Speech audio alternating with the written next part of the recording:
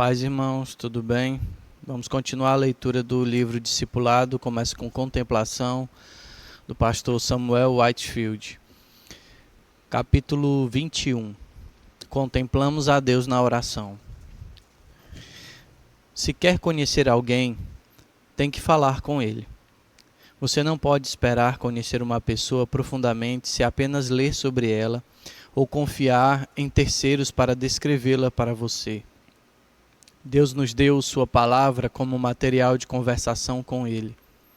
E falá-la de volta a Ele é uma das melhores maneiras de envolver-se em oração. Quando dedica tempo a essa atividade, você pode ou não sentir fortemente a presença de Deus. Mas ainda assim sabemos que Ele nos deu seu próprio Espírito, o que significa que Ele está presente em nós mesmo quando não o sentimos. Em muitos casos, estamos deixando de contemplar a Deus porque não reservamos consistentemente tempo para falar com Ele e nos relacionarmos com Ele como pessoa.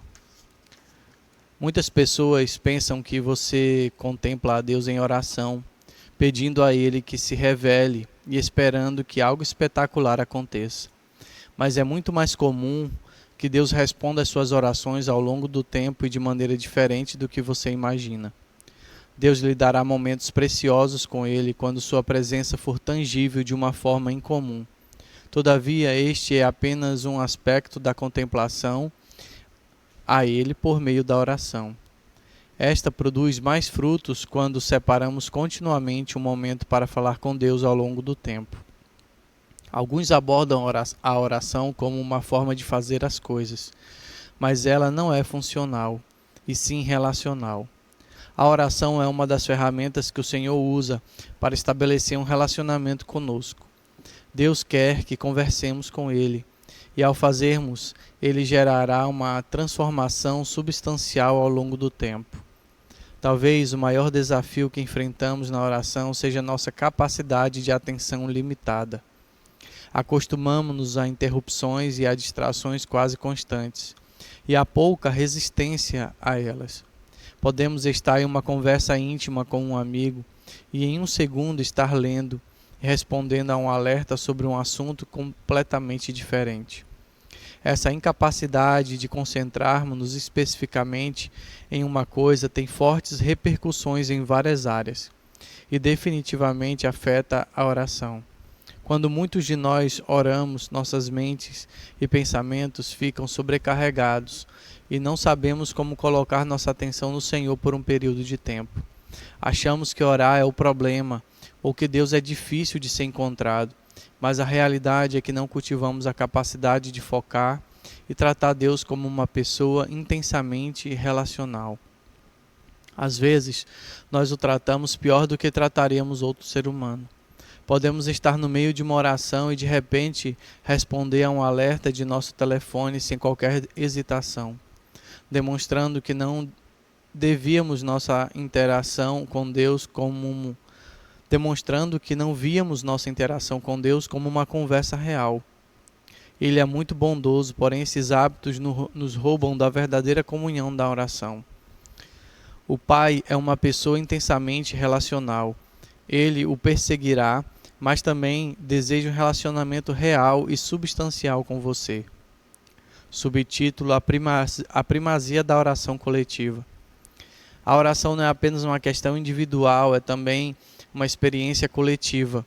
Quando a maioria das pessoas pensa em oração, elas pensam em um quarto de oração escondido e privado. No entanto, quase todas as menções de oração no livro de Atos descrevem a oração coletiva, e há poucas referências à oração privada.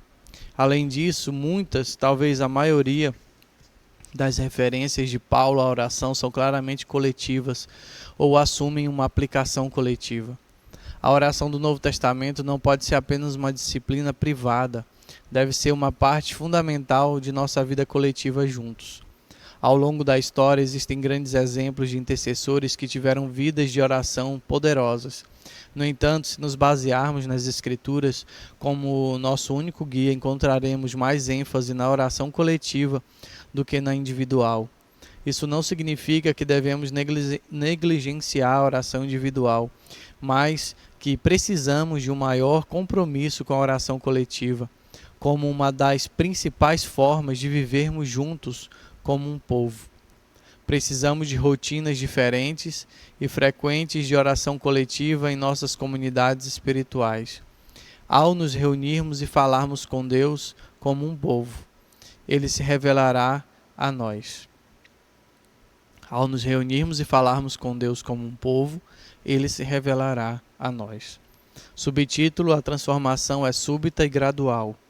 A transformação na vida cristã é uma combinação de momentos súbitos em que Deus faz algo que só Ele pode fazer ao longo de períodos de tempo em que Deus nos transforma por meio de nossa própria participação com seu poder.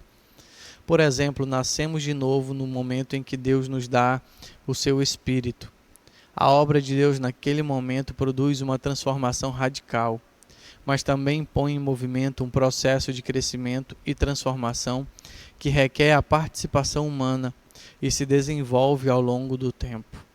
O nascimento natural fornece a melhor analogia de como Deus desenvolve seu povo. Para que alguém nasça, deve haver um momento súbito de concepção, quando a pessoa que não existia anteriormente passa a estar viva. Esse momento é seguido por décadas de crescimento e desenvolvimento à medida que ela se torna o que foi criada para ser. Alguns cristãos esperam que toda transformação aconteça por meio da obra repentina de Deus, enquanto outros se concentram apenas na transformação gradual ao longo do tempo. Contudo, ambas são necessárias para a transformação bíblica.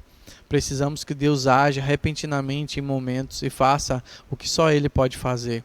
E quando Ele faz isso, inicia um processo de crescimento e desenvolvimento que requer nossa participação.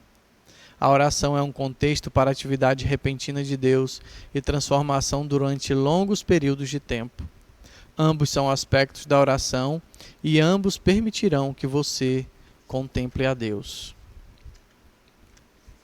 A oração pode ser uma experiência mística, mas deve ser abordada praticamente como uma rotina diária.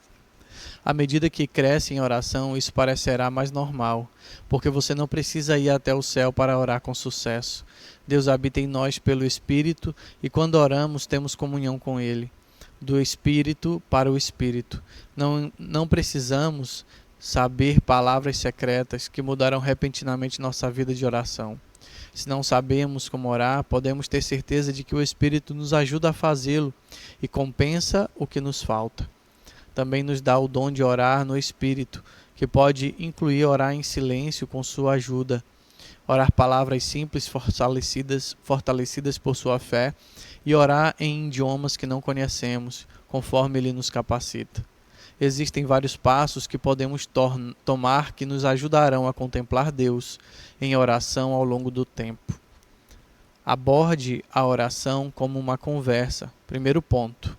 Aborde a oração como uma conversa e não apenas como uma lista de pedidos. Segundo ponto. Ore a Bíblia e transforme-a em conversa. Terceiro ponto. Tire um tempo em oração para ouvir. Deus frequentemente dará impressões. Quarto ponto, estabeleça uma rotina diária de oração que inclua um horário e um local definidos. Quinto ponto, ao longo do dia, reserve pausas para a oração e aproveite os breves momentos ao longo do dia para falar com o Senhor. Sexto ponto, ore com outras pessoas em pequenos grupos. Sétimo ponto, combine oração e canto, adoração. Por exemplo, a maioria dos salmos são canções e orações. Se você desenvolver um hábito consistente de oração com o tempo, você contemplará cada vez mais a Deus. Aqui finalizamos o capítulo 21.